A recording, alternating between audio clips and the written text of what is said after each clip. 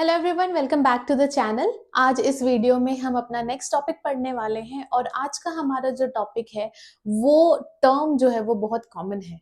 हम सभी आपस में बात करते हैं कि अभी गर्मी आने वाली है, पानी अच्छे से पीना नहीं तो डिहाइड्रेशन हो जाएगा।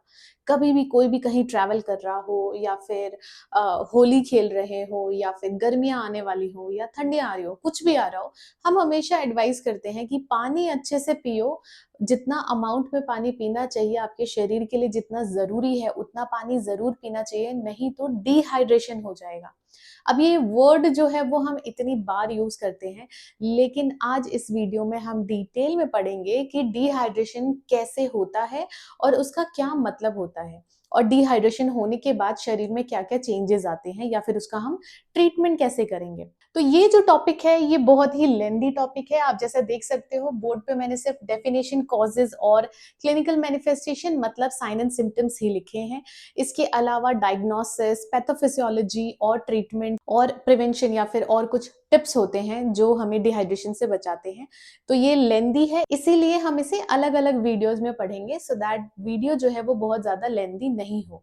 तो इस वीडियो में हम डिटेल में पढ़ेंगे कि डिहाइड्रेशन, जिसे हम हाइपोवॉलीमिया भी बोलते हैं, जो कि किसके अंदर आता है, फ्लूइड वॉल्यूम डेफिसिट। ठीक है, इसको हम इन शॉर्ट बोलते हैं एफवीडी। ठीक है, तो एफवीडी के अंदर क्या है, डिहाइड्रेशन या फिर हाइपोवॉलीमिया। तो हाइपोवॉलीमिया क्या होता है या डिहाइड्रेशन क्या होता है, उसका डेफिनेशन क्या है, कॉजेस क्या होते हैं और साइन एंड सिम्टम्स क्या होते हैं, वो आज हम इस वीडियो में पढ़ेंगे।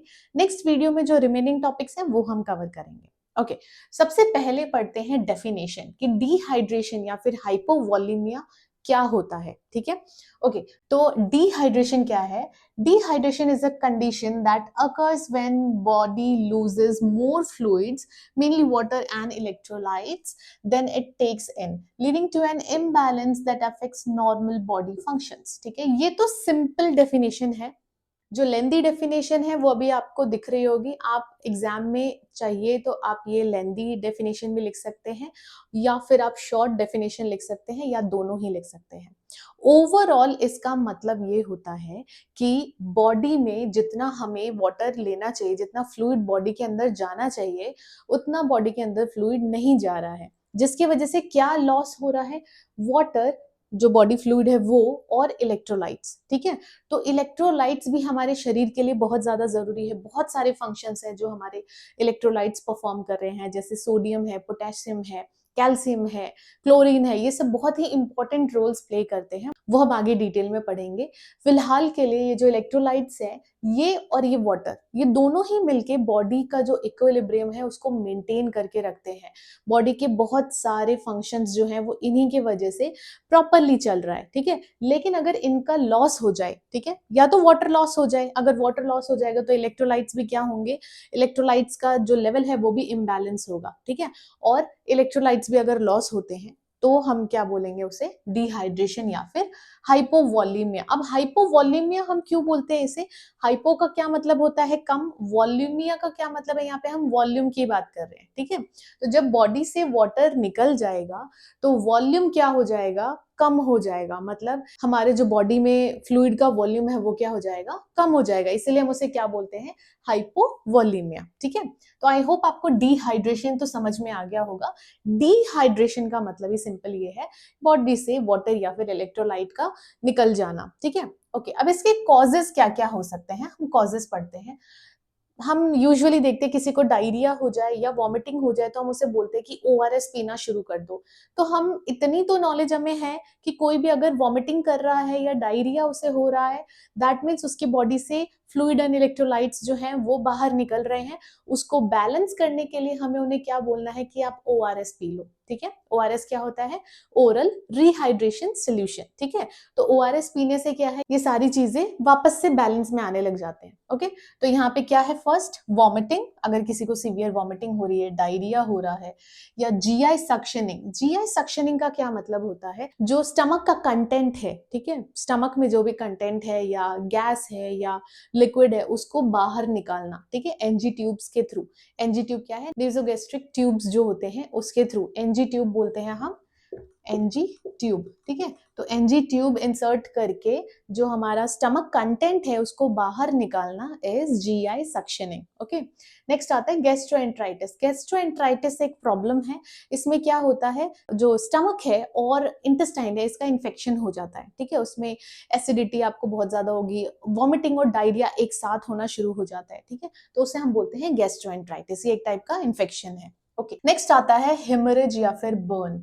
अब हेमरेज क्या है, कहीं भी एक्सीडेंट हुआ और ब्लड बहुत ज्यादा लॉस हो रहा है, तो हेमरेज का मतलब होता है ब्लड लॉस होना। उसके अलावा बर्न, ठीक है। तो बर्न में भी क्या होता है, बर्न में जो फ्लूइड है वो बहुत ही एक्सेसिव अमाउंट में लॉस हो जाता है। ओके, नेक्स्ट आता है एक्सेसिव डायफोरेसिस। डायफोरेसिस का मतलब होता है एक्सेसिव स्वेटिंग या फिर एक्सेसिव यूरिनेशन। अगर किसी को पसीना बहुत ज्यादा आता है और वो पानी कम पी रहे हैं, उससे भी उनको डिहाइड्रेशन हो सकता है। इसीलिए जब आप गर्मियों में हैं, किसी भी ऐसे स्टेट में रहते हैं या किसी भी पर्टिकुलर ऐसे सिटी में हैं जहां गर्मी बहुत ज्यादा होती है, तो आपको अपना वाटर इनटेक बढ़ाना चाहिए। उसके अलावा वेट के अकॉर्डिंग भी वाटर कंज्यूम करना चाहिए। उसके लिए डिस्क्रिप्शन में एक वीडियो दी हुई है, शॉर्ट है वो, आप देख सकते हैं। आपको इजीली कैलकुलेट करने को पता लग जाएगा कि हम वाटर को कैसे कैलकुलेट कर सकते हैं कि हमारी बॉडी की वेट के अकॉर्डिंग कितना वाटर पीना चाहिए, ठीक है। ओके, तो देखो यहाँ पे एक्सेसिव स्वेटिंग और एक्सेसिव यूरिनेशन, अगर कोई बार बार वॉशरूम भाग रहा है तो उसको भी पानी ज्यादा पीना चाहिए, ठीक है। नेक्स्ट आता है इनएडिक्वेट इनटेक ऑफ वाटर, ठीक है, वही है फ्लूइड्स या फिर वाटर।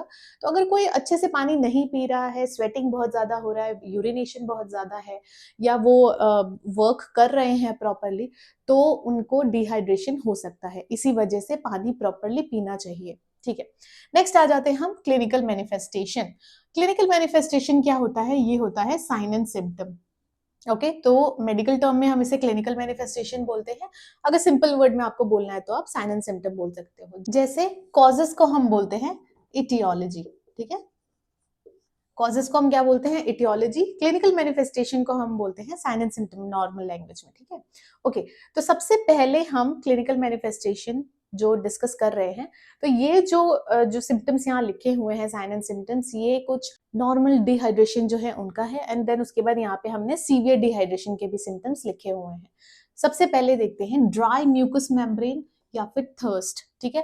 ड्राई म्यूकस मेम्ब्रेन का क्या मतलब है, जब हमारे शरीर में डिहाइड्रेशन होगा तो आपका गला सूखना शुरू हो जाएगा, ठीक है। आपको पता लगेगा कि मुझे प्यास लग रही है या मुझे पानी पीना चाहिए, मेरे शरीर में शायद पानी की कमी हो रही है। हमारी बॉडी बहुत ही अच्छी तरीके से इंडिकेट कर देती है कि हमारे शरीर में पानी की कमी हो रही है और आपको पानी पीना चाहिए, ठीक है। तो म्यूकस मेम्ब्रेन क्या हो जाएगा, ड्राई हो जाएगा। थर्स्ट मतलब प्यास बहुत ज्यादा लगेगी। स्किन ड्राई हो जाएगा, माउथ ड्राई हो जाएगा, आपका सलाइवा जो है वो आपको, हमारा अभी माउथ कैसा है, माउथ हमारा अभी मॉइस्ट है। मॉइस्ट क्यों है, क्योंकि सलाइवा प्रेजेंट है, ठीक है। और वो सलाइवा किससे बन रहा है, वो सलाइवा वाटर से ही बनता है। तो अगर वाटर की डेफिशिएंसी हुई बॉडी में, तो बॉडी क्या करती है, इमरजेंसी मतलब जो जो हमारे मेन ऑर्गन्स हैं वहां तक फ्लूइड पहुंचना चाहिए, इसी वजह से वो क्या करती है, बाकी जगह से कट कर देती है, ठीक है। इट्स लाइक कि अगर आपका मंथली एक बजट होता है, अगर आपके मंथली बजट हिलने वाला है तो आप कुछ खर्चे अपने कम कर देते हो, है ना, जो अननेसेसरी खर्चे हैं उसको कम कर देते हो।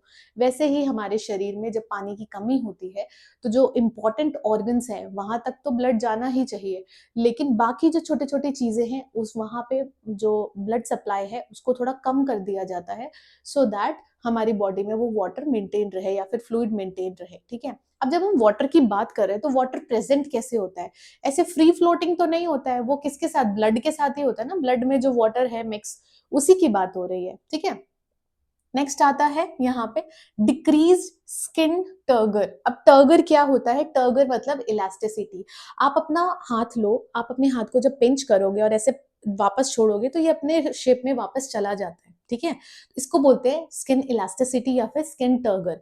तो टर्गर का क्या मतलब हुआ, एक इलास्टिसिटी है आपके स्किन में, आपने ऐसे पिंच किया, आपने पकड़ा और जब आप छोड़ दोगे तो ये अपनी शेप जो है वो रीगेन कर लेगी।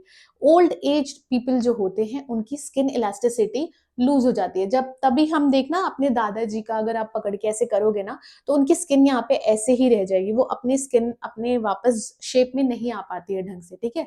That is called skin elasticity या फिर स्किन टर्गर। तो जब भी किसी को भी डिहाइड्रेशन होगा तो आप स्किन देख के बता सकते हो, स्किन बहुत ज्यादा ड्राई हो जाएगी, उसकी इलास्टिसिटी जो है वो उतनी मेंटेन्ड नहीं रहेगी, उसको हम बोलते हैं स्किन टर्गर या फिर स्किन इलास्टिसिटी। ओके, नेक्स्ट आता है वीक या फिर रैपिड पल्स, ठीक है। अब वीक या फिर रैपिड पल्स क्यों होगा, देखते हैं। सपोज ये हमारा हार्ट है, ठीक है, सपोज ये हमारा हार्ट है और ये हमारा कोई भी ब्लड वेसल है, ठीक है, सपोज ये ब्लड वेसल है और ये क्या है, हमारा हार्ट है। ओके, अभी हमने बात करी कि डिहाइड्रेशन में क्या हो रहा है, जो हमारा ब्लड है ना, हम जो हम फ्लूइड की बात करते हैं तो हम किसकी बात कर रहे हैं, ब्लड की बात कर रहे हैं। अब ब्लड जब गाढ़ा हो जाएगा, बहुत ज्यादा गाढ़ा हो जाएगा, तो उसका लेवल क्या हो जाएगा, कम हो जाएगा, है ना। मतलब सपोज आपके पास 2 ग्लासेस हैं, एक ग्लास में ब्लड सेल्स और सब कुछ मिक्स है और उसमें से आप जो वाटर कंटेंट है आप दूसरे ग्लास में निकाल दो, तो यहाँ क्या बचेगा, यहाँ सिर्फ गाढ़ा गाढ़ा वो जो बस सेल्स हैं वो सब बचेंगे ना, पानी तो निकल गया। पानी निकलने की वजह से इसका लेवल भी कम हो गया।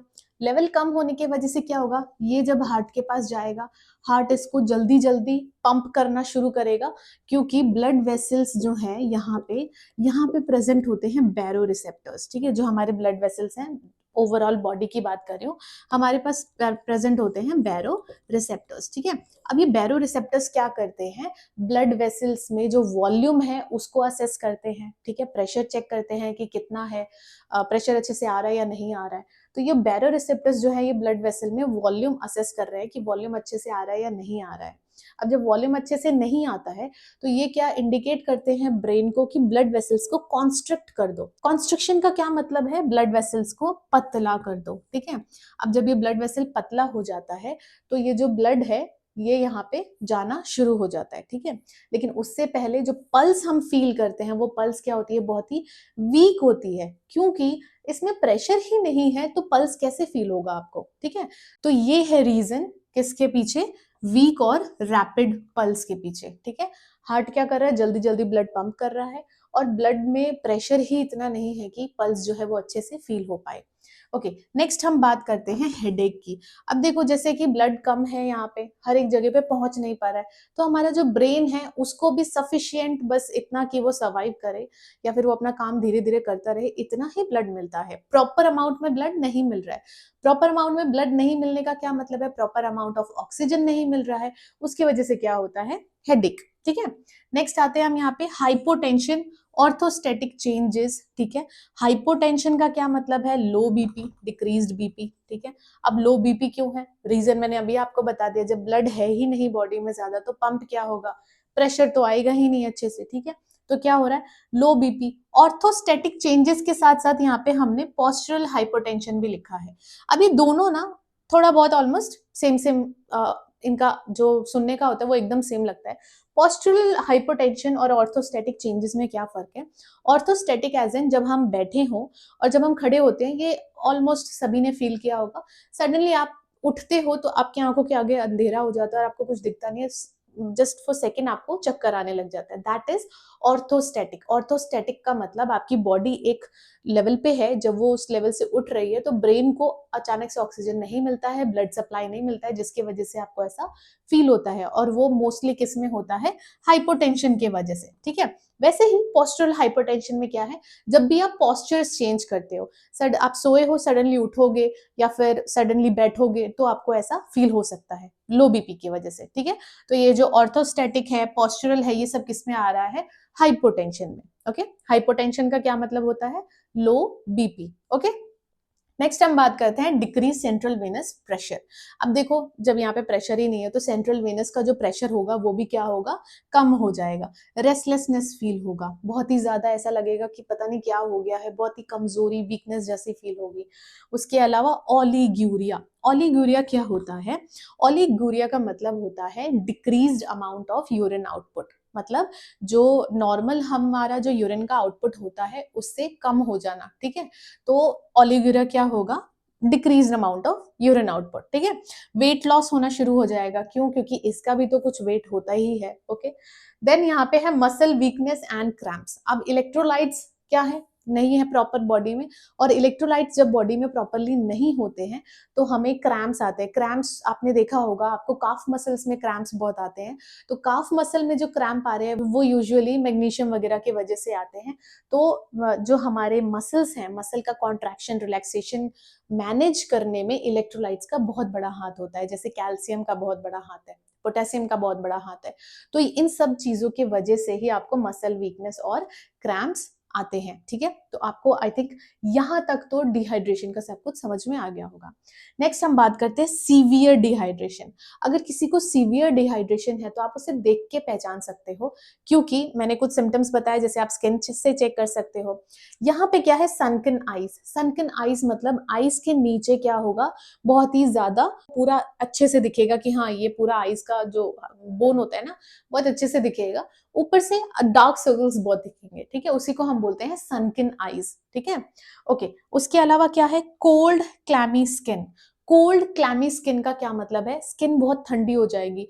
आप देखना किसी किसी को जिसका लो बीपी रहता है ना, उसके एक्सट्रीमिटीज स्पेशली बहुत ज्यादा ठंडे रहते हैं, बहुत ज्यादा ठंडे रहते हैं। अब रीजन क्या है, मैंने जैसे आपको बताया था कि ब्लड क्या है, कम है, ठीक है। बॉडी के पास ब्लड क्या है, कम है। तो ये क्या करता है, इंपॉर्टेंट ऑर्गन्स के पास पहुंचा देता है और एक्सट्रीमिटीज को बहुत ही थोड़ा सा ब्लड मिलता है, ठीक है। अब जहां पे भी ब्लड अच्छे से नहीं पहुंच पा रहा है, वहां की स्किन क्या हो जाती है, ठंडी हो जाती है। क्योंकि हमारा जो टेम्परेचर मेंटेन कर रहा है वो कौन कर रहा है, अंदर से ब्लड, ठीक है। ओवरऑल पूरी बॉडी में ब्लड हमारे टेम्परेचर को रेगुलेट करके रखता है, मेंटेन करके रखता है, ओके। तो अब जब यहाँ पे अगर सपोज मुझे अभी डिहाइड्रेशन है, तो ब्लड सबसे पहले कहाँ जाएगा, ब्लड हार्ट ने पंप किया, लंग्स को जरूरी है, किडनी को जरूरी है, ब्रेन को जरूरी है, ये इंपॉर्टेंट ऑर्गन्स के पास जाएगा और एक्सट्रीमिटीज के पास बहुत ही कम आएगा। तो मेरे हाथ क्या रहेंगे, ठंडे रहेंगे, पैर क्या रहेंगे, ठंडे रहेंगे, ठीक है। वही रीजन है इसका, लेकिन ये एक अच्छा सिम्टम नहीं है, ठीक है। ये बहुत ही सीरियस सिम्टम मानते हैं हम डिहाइड्रेशन की केस में। अब देखो उसकी वजह से क्या होता है, कंफ्यूजन हो सकता है, स्किन पेल हो सकती है, चक्कर भी आ सकते हैं, ठीक है। ये सब किसकी वजह से हो रहा है, क्योंकि ब्लड प्रॉपर अमाउंट में नहीं जा रहा है, ओके। नेक्स्ट आता है इन्फेंट्स में, अगर देखें हम तो सनकिन फॉन्टेनल्स। अब फॉन्टेनल क्या होता है, छोटे बच्चों में, यहाँ आपने कभी फील किया होगा, बहुत छोटे बच्चे जो होते हैं वहां यहाँ पे ना, उनका जब आप ऐसे टच करोगे तो सिर्फ स्किन होती है, स्कल जो है वो अभी क्लोज नहीं हुआ होता है। तो इसको बोलते हैं हम फॉन्टेनल, ठीक है। तो एक यहाँ है, एक यहाँ है। यहाँ वाले और इधर वाले जो है वो बहुत जल्दी क्लोज हो जाते हैं, लेकिन यहाँ वाला थोड़ा सा टाइम लेके क्लोज होता है। तो जब आप किसी भी बच्चे में अगर डिहाइड्रेशन है, तो जो फॉन्टेनल्स हैं वो क्या होंगे, सनकन होंगे, ठीक है। उसके अलावा lack of tears, dry diaper, ठीक है। Dry diaper as in urine नहीं होगा, और टीयर भी, रोना भी आएगा तो आंसू नहीं निकलेंगे। तो बच्चों में ये कुछ सिम्टम्स होते हैं डिहाइड्रेशन के, okay. So this was all about dehydrations, clinical manifestation, causes, definition. तो डिहाइड्रेशन के बारे में आज हमने इतना पढ़ लिया। नेक्स्ट वीडियो में हम डायग्नोसिस, पैथोफिजियोलॉजी, ट्रीटमेंट, ये सब डील करेंगे। आज के लिए इतना ही। आई होप आपको ये सब अच्छे से समझ में आया हो। अगर वीडियो अच्छी लगी तो वीडियो को लाइक करें, चैनल को सब्सक्राइब करें, और कोई भी डाउट या फिर रिकमेंडेशन है तो आप मुझे कमेंट सेक्शन में बता सकते हैं। Thank you so much for watching.